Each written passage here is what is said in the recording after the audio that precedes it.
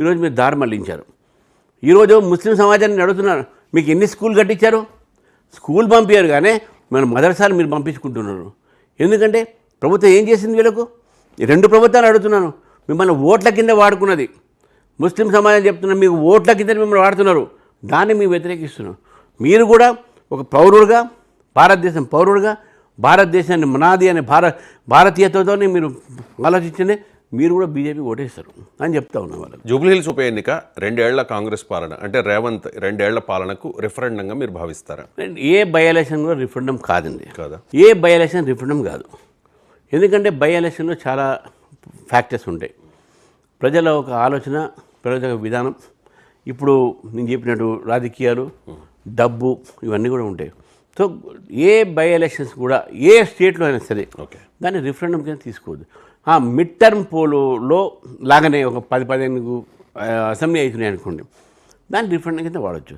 ఒక్క సీట్ని రిఫరెండం కింద ఎట్లా తీస్తారండి? జూబ్లీహిల్స్ ఉప ఎన్నికలో భారతీయ జనతా పార్టీ కింగ్ మేకరా? నిన్న మా కిషన్ రెడ్డి గారు చెప్పారు, మేము కింగ్ మేకర్ ఎందుకైతే మేమే కింగ్ ఉన్నప్పుడు మాకేందుకు king maker? We're going to win Jubilee Hills and జూబ్లీహిల్స్లో BJP is going to become the king. మాకు కింగ్ మేకర్లు అవసరం లేదు, మేము కింగ్ మేకర్లు కావు, మేమే కింగ్లు అవుతాం, మేమే కింగ్. కింగ్ అంటే ఏదో ఫ్యూడల్ వర్డ్ కాదు ఇది. కింగ్ అనేది ఒక సర్వెంట్. ఆ ప్రజల ఒక సేవ చేసేటటువంటి అవకాశం మాకు వస్తుందని చెప్పి మేము భావిస్తాను. ఈ ప్రచారానికి ఇంకా కొద్ది రోజులే ఉంది కదా, అంటే మొదట్లో జరిగిన ప్రచారం ఏంటంటే వివిధ రాష్ట్రాలు భారతీయ జనతా పార్టీ పాలించే రాష్ట్రాల ముఖ్యమంత్రులు వస్తారు, యోగి గారు వస్తారు, లేకపోతే అమిత్ షా వస్తారని పెద్ద ఎత్తున ప్రచారం జరిగింది. మనం జిహెచ్ఎంసీ ఎలక్షన్స్లో చూసుకున్నా కూడా చాలామంది భారతీయ జనతా పార్టీ తరఫున ముఖ్య నేతలు, అగ్రనేతలు వచ్చి ప్రచారం చేశారు. ఇప్పుడు ఎవరు ప్రచారం చేయబోతూ ఉన్నారు? మాకు వస్తారు, రేపు గజేంద్ర సింగ్ షెకావత్ వస్తున్నారు, tourism minister, senior most minister Rajasthan నుంచి. మాకు నిర్మలా సీతారామన్ కూడా రావచ్చు. తర్వాత ఇప్పుడు ఉన్నటువంటి దీంట్లో బీహార్ ఎలక్షన్ జరుగుతున్నాయి. బీహార్తో పాటు కొన్ని రాష్ట్రాల్లో కూడా బై ఎలక్షన్ నడుస్తున్నాయి, వాళ్ళ రాష్ట్రాలు. సో కాబట్టి స్టార్ క్యాంపెయినర్స్లు ఎవరైతే బయట నుంచి రావాలని ఉన్నారో మేము వాళ్ళ మీద డిపెండ్ కావట్లేదు.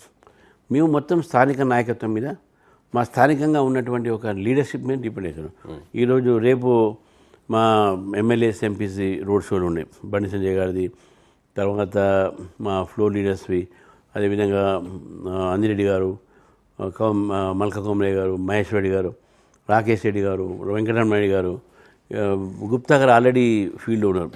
వాళ్ళ తర్వాత రామారావు పటేల్, అందరూ కూడా వచ్చి రేపటి నుంచి క్యాన్వాస్ చేస్తారు. మా ఎంపీ కూడా ఆల్రెడీ ఫీల్డ్లో ఉన్నారు.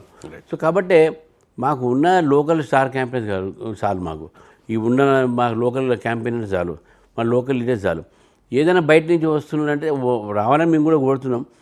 కానీ వాళ్ళు కూడా బీహార్ ఎలక్షన్స్ చాలా ప్రముఖమైన ఎలక్షన్స్, అక్కడ కూడా 11th ఎలక్షన్స్. ఇవాళ పోలింగ్ డే, రేపు ఉన్న పోలింగ్ వాళ్ళకు సెకండ్ ఫేజ్ మళ్ళీ 11th ఉన్నది.